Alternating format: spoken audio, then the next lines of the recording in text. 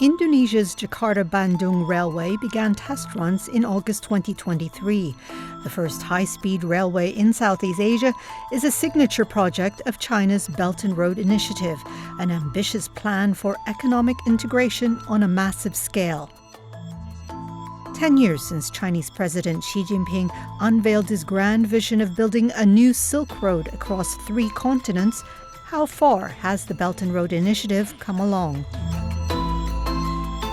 The Belt and Road Initiative envisioned linking over 150 countries across Asia, Europe, and Africa via railways, highways, and ports. The initial plan saw a land-based belt running westward through Central Asia into Europe and a maritime road connecting Chinese coastal cities with Africa and the Mediterranean. The program has since been expanded to include projects across East, Central, and Southeast Asia, the Middle East, Africa, Eastern Europe, and South America. To date, at least 152 countries have signed trade and infrastructure deals with China under the initiative. 52 are in Africa and 40 are in Asia, with the remaining scattered across the Middle East, Latin America, and Europe. Many of the projects are in developing countries. Apart from the Bandung high-speed rail, other flagship projects include a highway that will eventually connect Kashgar in China's far west with Pakistan's Gwadar port. It's part of the China-Pakistan Economic Corridor, or CPEC, a mega infrastructure project that's been likened to the Marshall Plan in scale in terms of its potential impact to Pakistan's economy. But CPEC, along with some other Belt and Road projects, has also run into hurdles. Sri Lanka defaulted on loans for its $1.5 billion port city project, forcing the government to hand over the Hambantota port to China on a 99-year lease. The default has been cited by Belt and Road detractors as proof that the initiative has become a debt trap for some countries. The Belt and Road Initiative can provide much-needed infrastructure financing to partner countries.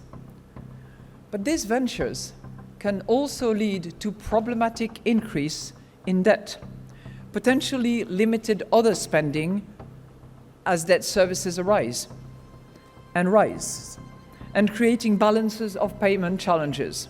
I think it's a geopolitically motivated claim, and it has been debunked by experts. They did a piece on Sri Lanka Hambantota port and gave a very convincing historical and current analysis on the origin and why the loan couldn't be paid. And so the background story was much more complicated than debt trap. But observers say the impact of the COVID-19 pandemic and the ensuing economic downturn on developing countries has prompted a rethink on China's part. The focus, they say, has now shifted to smaller, more sustainable projects. There's both structural conditions making the transition to sustainable green, smaller, digital health-related projects to be more viable than the large physical energy infrastructure. Dubbed small but beautiful by Chinese officials and state media, the projects are in the areas of agriculture, healthcare, and poverty reduction. Still, China has not completely abandoned major programs, particularly in strategic regions. At the first China Central Asia Summit in May, China announced a $3.8 billion Belt and Road expansion in the region. 为助力中国同中亚国家合作和中亚国家自身发展，中方将向中亚国家提供总额260亿元人民币的融资支持和无偿援助。世界需要一个稳定的中亚。中亚国家主权、安全、独立、领土完整必须得到维护。 Meanwhile, the only major Western country to sign up for the initiative is considering backing out of the deal. Italy said the Belt and Road had not delivered expected benefits, but officials insisted they still wanted to maintain economic ties with China. Si è parlato anche di Via della Seta, non soltanto di Via della Seta, nel senso che noi abbiamo un partenariato strategico con la Cina.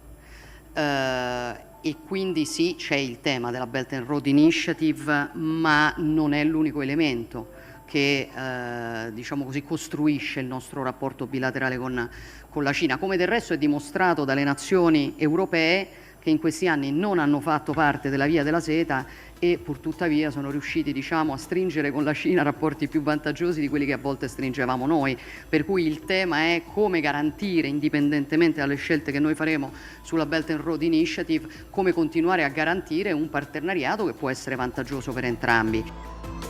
So, as the level of trade with the West falls, China has been turning to Belt and Road countries to diversify. Exports along the Belt and Road trade routes grew by 7.4% in the first 7 months of 2023, according to China's General Administration of Customs. Those efforts to diversify look set to transform those economies into important export locations as a hedge against weak demand from the US, Japan, and Europe.